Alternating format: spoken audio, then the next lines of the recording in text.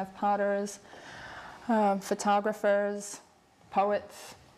How many times a year, or how many times do the members in the co-op are they exhibited? Their work is exhibited every month. Sometimes we have invitational show, which is the show we have this month, but the members' work is always here. I see. What kind of show do we have this month? This month we have invited 4 black artists to participate in this exhibition: Don Miller, Ann Johnson, Florian Jenkins, and Jim Walker. Okay, thank you very much.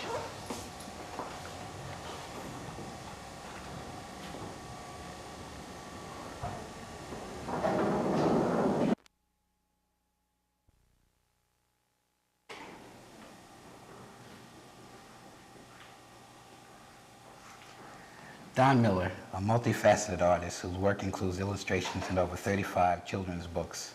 His paintings have been exhibited as far south as Atlanta, Georgia, and as far west as Chicago, Illinois, and in and around the metropolitan area.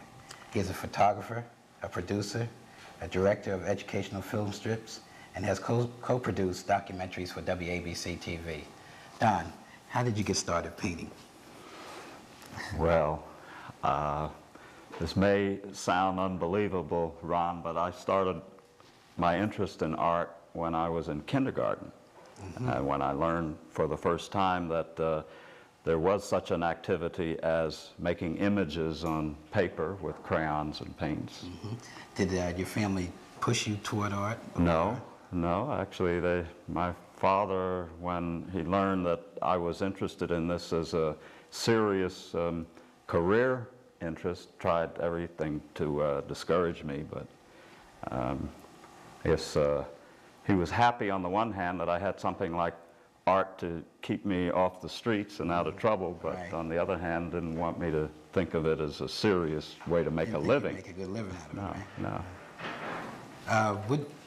What took you, when you were in high school, what kind of, did you do a lot of artwork? Yes, take a lot of art yes, classes? I took every art course offered in the high school, and I worked on, I was art editor of the amphitheater, the yearbook, and in junior high school too, I began sort of specializing in commercial art, you might say. I was art director of the newspaper, and throughout high school I put all of my extra energies into developing art. Now, in doing commercial art, do you still have a feeling for commercial art, or are you just into? Yes, that's mainly how I make my living. I see. One cannot make a living these days, or any days, past or present, off the sale of fine art. Right. Very few people, and maybe 0.1% of artists in the country are able to make a living on the sale of paintings. Well, do you get just as much satisfaction in what you do commercially, or, I mean, as far as what you call fine art? Well, some of the things I do commercially give me nearly as much satisfaction as painting for myself. I consider myself as the client when I'm doing this kind of work, and I get a lot more enjoyment attempting to satisfy myself than satisfying someone else, which is how I define commercial work. When you're well, how do you find time to paint for yourself and being a commercial artist too? I make the time, Ron. I put in a long day, a long week. Do you divide up your day into what you want to do, or do you just? No, I go into various phases over, say, a period of a year. Usually it works out that in the summer I'm working toward a show in the fall, and I do most of my serious painting, you know, through the summer months. And that's your vacation then? Well, yes, I spend my vacation working. All right, now when you do something, so let's take this picture here. What do you call this here? Well, this is a painting of a niece of mine, Ron. I have 2 sons and about 6 nieces. And since I have no daughters of my own, I pour out a lot of affection on my nieces. Yeah, And I have promised all of my nieces that as they get married, I will do a portrait for them as a wedding gift. So this is a niece who got married about 2 years ago, and this is a niece who got married last year. I see. And you seem to, I read in an article about you where you like to paint women, and it shows in the paintings. Yes, well, it just happens that it works out that way as just about my favorite subject. Women and family groups, you know, maternity groups, mother and child, and fathers and children. Somehow I seem to be drawn to that kind of subject material. One question I wanted to ask you, what is the story behind the children of Rio Bueno? I love that painting. Well, I'm sorry we don't have a copy of it here to show, but I did that scratchboard drawing in 1966, immediately following a trip, an entire summer that we spent, my wife and 2 sons and I, in Jamaica. We rented a cottage on the North Shore and just got off the treadmill, and I went down there and painted and drew and just relaxed. But while there, I photographed some children at a little church in Rio Bueno on the north coast of Jamaica. And I photographed them with a Polaroid camera, and when I got the first picture out of the camera and they looked at it and they saw this magic of Polaroid, when I took the second photograph of them, their expressions were so intent on the camera, which was making this magic, that I got some, you know, fantastic Did you have expressions. Was it that many children there? Yes, well, no, I added my own 2 children to that scene. Oh, you did? They were not in the photograph from which I worked. But the photograph was just a tiny little Polaroid. Each head was about the size of my little fingernail. Yeah. And I, you know, blew them up. And you were able to capture all those expressions. Yes, yes. And it happens to be just about my favorite work of mine. I love that piece. Thank you.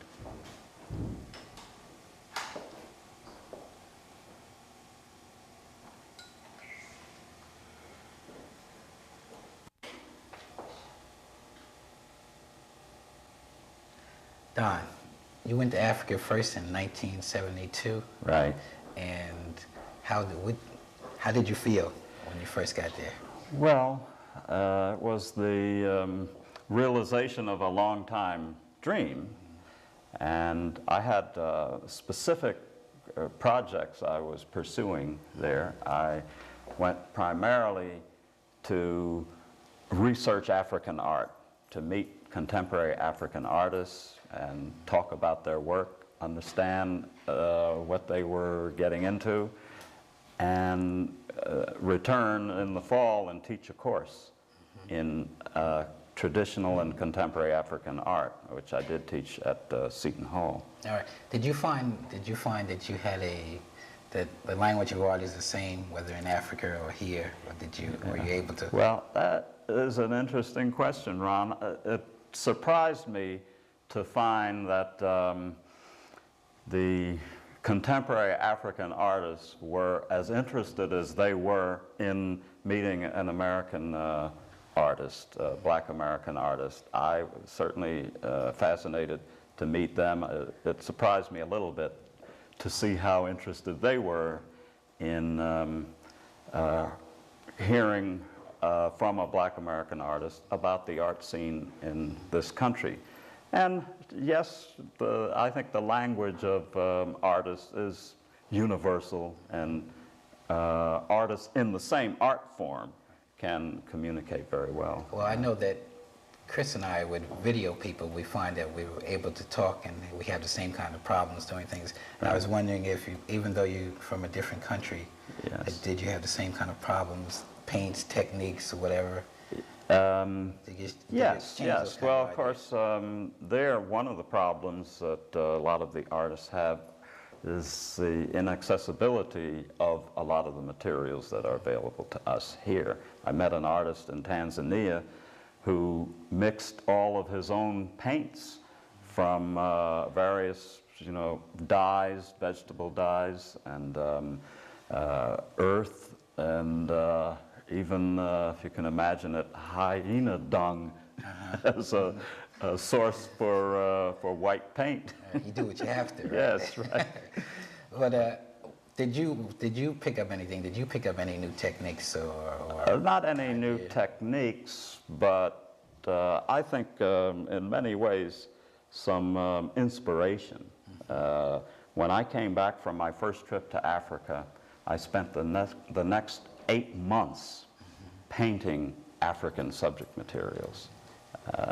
Went into a very deep painting bag. Did you find that you had all this within you, or did you work from photographs or memory? Well, or did you worked sketch from, while you were there? No, I didn't have time to sketch.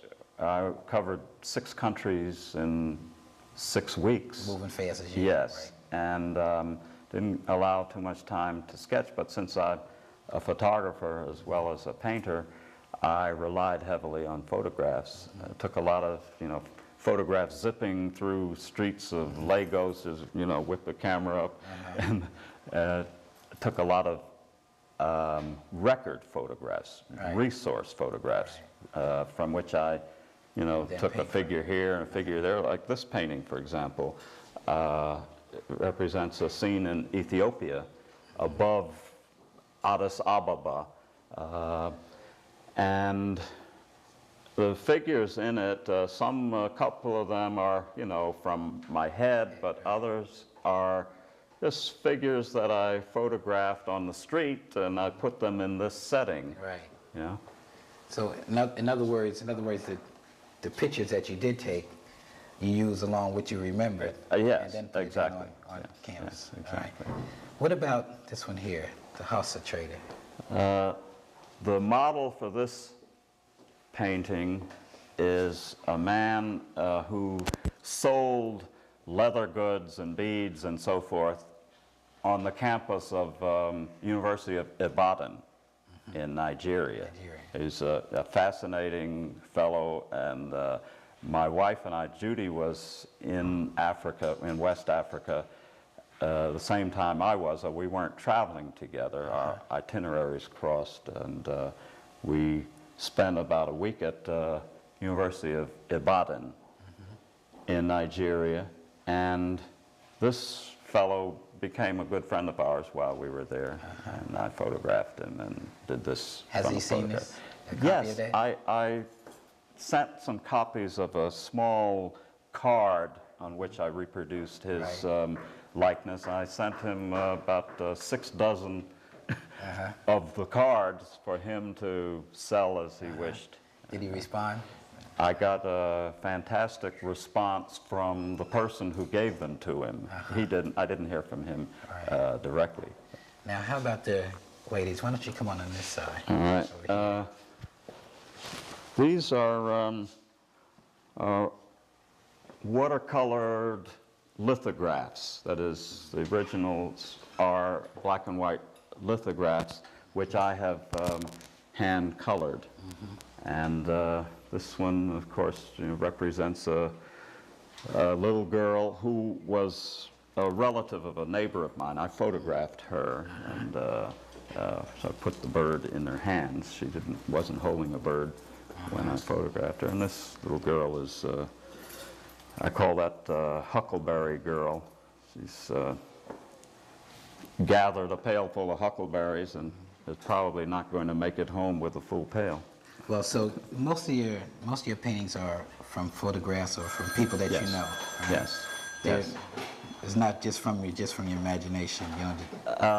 Mostly, I work from photographs and sketches that I do of live subjects. I don't work entirely out of my imagination. Like my colleague in this show, Ann Johnson, her work springs entirely out of her head. I work differently. And Anna's who we'll talk to next. I want to go over here. Yes. These. This is, let me tell you Okay. a bit about this That's the woman artist's first. prerogative. Okay. This is a scratchboard drawing of a Tuareg girl from northern Central Africa, from the edge of the Sahara Desert region, region of 6 countries that's referred to as the Sahelian region. That's where they had the They drought. suffered a fantastic drought ending in about 74. I was there in 73 photographing on an assignment, photographing the difficulties that the drought refugees were having. And I met this young woman in a refugee camp in Niger. And this is another scratchboard drawing of a young girl whom I met in Newark a few years ago. These are Hausa women, young women, using the village well. I photographed them in the summer of 73. Also affected by the drought, but not nearly as severely as the desert people were. Now, had some of the artists, while you were in Africa, did they know of your work? No, No. no, I can't say that I was known to them before they met me. I see. Well, I'd like I knew their work, though. A lot of the artists I met, their works were familiar to me. Really? Yes. Where did you know their work from? Well, from magazines and from some exhibitions that I'd attended in New York. Well, then their work has reached here. I mean, a lot of the Oh, people yes. that you met, their work has Yes, been yes. exhibited here. Yes. All right, Don, thank you very, very much. It's been a for pleasure, very Ron. enjoyable Thank you. conversation. Thank you.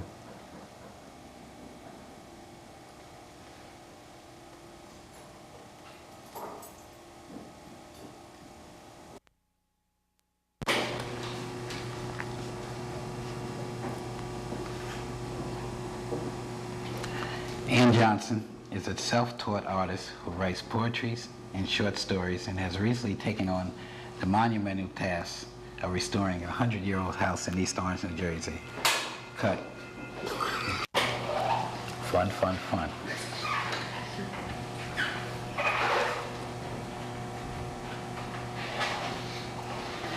Ann Johnson is a self-taught artist who writes poetry and short stories and has recently taken on the monumental task of restoring a 100-year-old house in East Orange, New Jersey.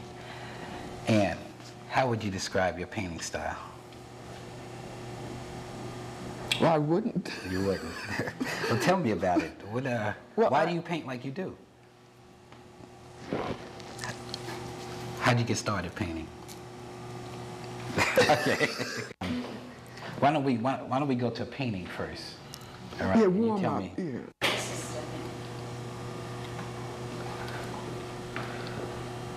Ann, tell me about this painting.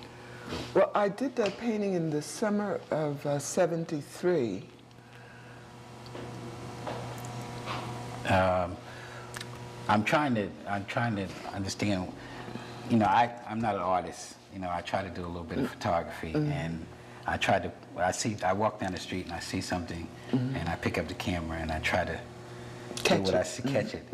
Now, what happens when you put a brush to the canvas? Well, what I generally do is I just put paint on the canvas in any way, and then I turn it around until I see something, and then You go from there. that's right, I build on that. But do you when you paint? I know it's the same thing. Like you grow plants. Yeah. And as you see plants start to grow, there's a certain way that you want them to grow. You put a stick there, you tie That- it. yeah. That type of thing. Is that what happens with painting? Oh, that's beautiful. That's exactly what happens. That's kind of what I try to do with photography. It doesn't work, though. Not like your paintings, anyway. What about this here painting here? Well, that I just did, and he just happened to come on the canvas. There was something else under him. I don't remember what it was. And I just love him, and I don't know who he is or where he came from. Would you just, and it's different from, you know, lots of other things. do you title your paintings? I call it the clown because clown. That's what I think he is. But you're not for sure. No, I've never really hung it in my house. It's new. And I really haven't had time to become acquainted with it. When you exhibit your paintings, do you get a different feeling than when you painted them or where you had them hung before? Oh, definitely. I feel what other people feel when they see them, which is often diametrically opposed to why I painted it. And they will tell me why I painted it, and I will generally agree with them. Yeah, so you don't have to go into it. That's And, let's go to this painting over here. This, we're in black and white, so it kind of, good, right there, yeah. Now, tell me about that. There's all kinds of colors. Well, this is something new that's been coming through lately, which I can't explain. As opposed to what? Well, as opposed to everything else. I mean, lately the pictures have been coming out like this. Right.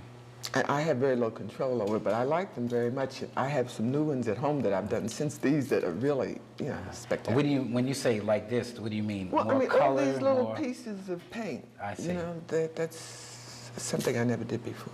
All right, do you find yourself, do you feel like you're growing as an artist now?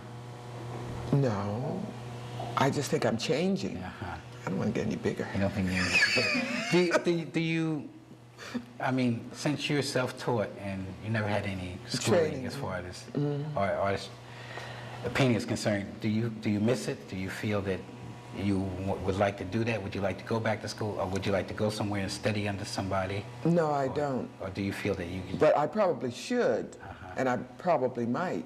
If Why do you think you should? Because there's so many ways of doing things that I don't know anything about. Like, you know, Don talks about scratchboard and prints and things like that, and I don't know how to do them, and I'd like to learn. So you're talking about technique, That's right. right? Different ways to paint and what it involves. Yes, but I don't want anyone to tell me that How to paint. how to paint. Right. Because since I don't know how now, I'm afraid to find out. Well, you don't think you'll get better? You don't think that it would do anything? Well, I might get better. I don't know if the pictures would. I mean, the pictures might get better.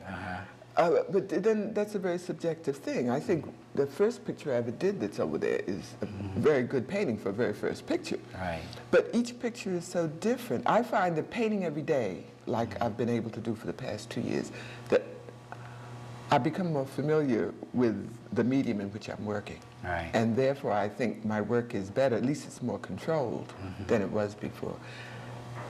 But as far as pictures getting better, I really don't know because I'm not an art critic. I see. Well, you know your work. And you know Yeah, what I you like to my do. work, but I like it just as much 15 years ago as I do today. Well, but I'm sure it's better today in a manner of speaking. If you like it, that's what comes through the painting. Yeah, but that's the only thing. The things I don't like, I paint over.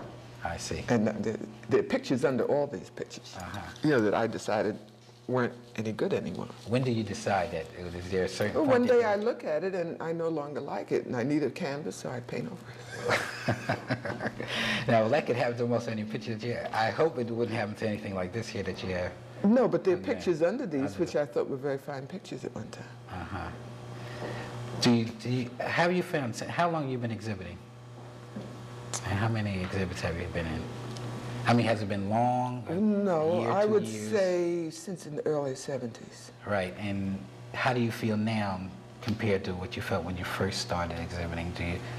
You know, I use the word growth, but I don't mean growth, but I mean in the sense that how do you feel about your work as you've seen your work around other artists and you've seen other artists' work? Well, I think it's very different, and it's not consistent. I mean, it looks like it's done by many different people, which maybe it was. Maybe you are many different people, right? Who's your favorite artist? Me? Yeah, okay. No better person can I think of. Can we look at these here paintings down here?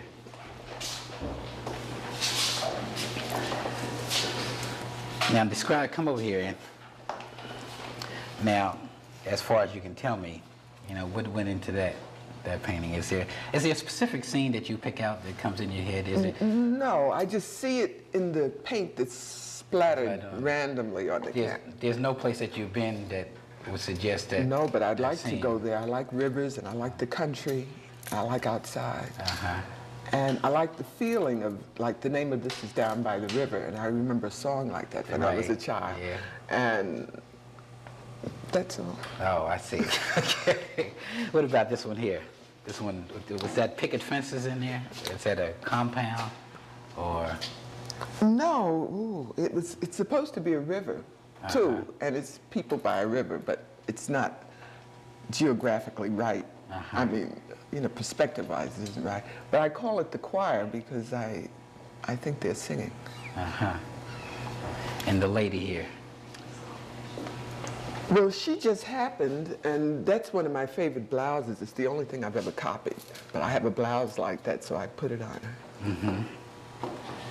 And it looks like you've been to Africa. Well, genetically. Yeah, okay. Anne, thank you very, very much. Well, you haven't talked about that picture. Oh, you want to that one. okay, let's talk about that. Oh, but I don't even know picture what I'm going to say about it.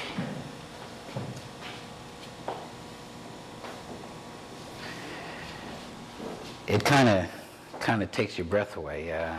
I don't know how to describe it, Ann, but one of the things that I like, Chris, if you would do, would be get this frame. Where did you get that frame, man? Now, come on and tell us where you got the frame there. I bought it at a frame store. At a frame store? Yes. Just sitting there for this painting? Did you go in there in particular for this painting? No, I did the painting to go with the frame. It had to be sort of wild picture. Oh, you started with the frame first then? Yeah. You could say the frame inspired the picture. Really? Really, it's all kinds of colors in here. You describe the colors. What colors are they? Well, they're the primary colors, red, yellow, and blue, which is about all I know about them. And plus, well, that's about it. It's a very bright picture, and it's a picture of children and angels. I'm very interested in children since I don't have any anymore. And I realize all the mistakes I make with the ones I've got, and everyone makes. I'm astounded at the number of children who say, "You drew these, I can't draw anything." And they grow up to be adults who say the same thing.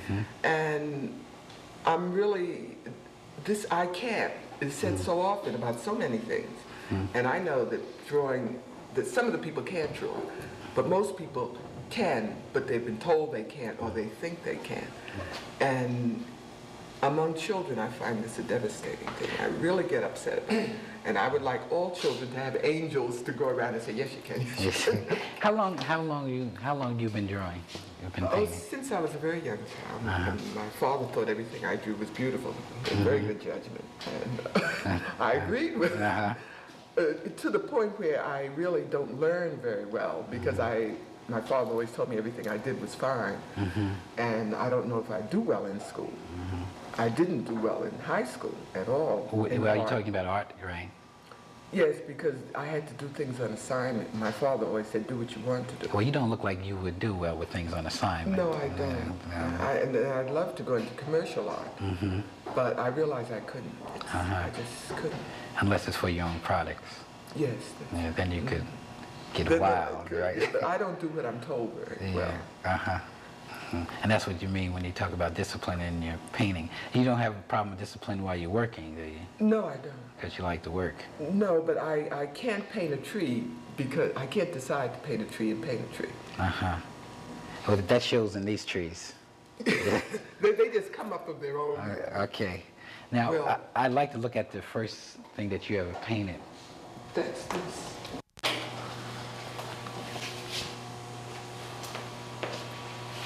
Right here. Tell me about this painting, Ann. Well, I painted it one Thanksgiving Day when I suddenly had a compulsion to paint. And I went in the basement and found that piece of wood which has holes in it.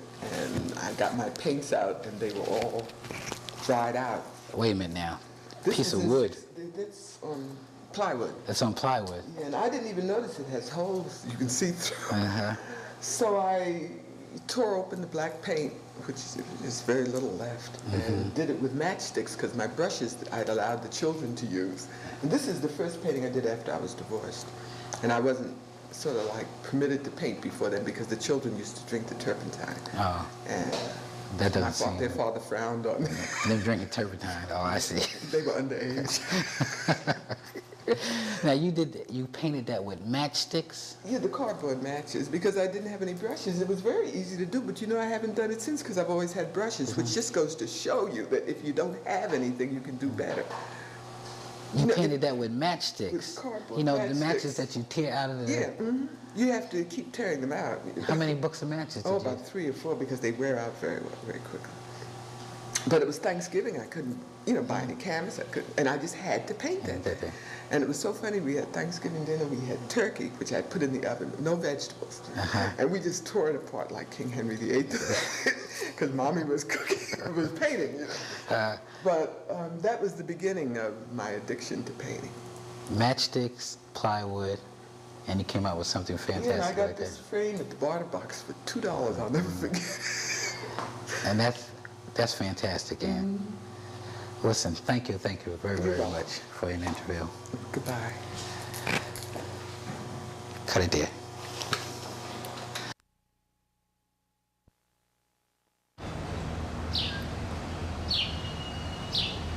Inside Montclair would like to thank Miss Ann Markowitz, who is the president of Doubletree Gallery and Contemporary Artists, for giving us this time to present this show. Cut.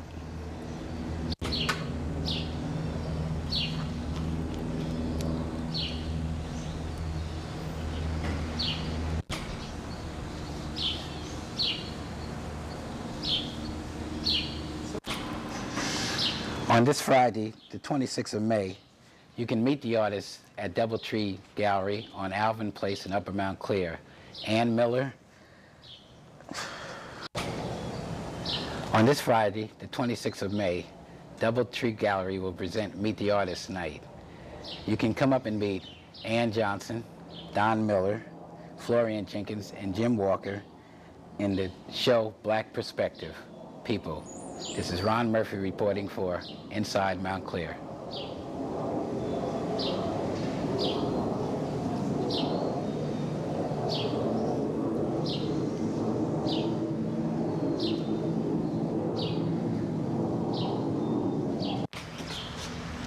Inside Montclair would like to thank Ms. Ann Markowitz, who's the president of Doubletree Galleries. This is Ron Murphy reporting for Inside Montclair.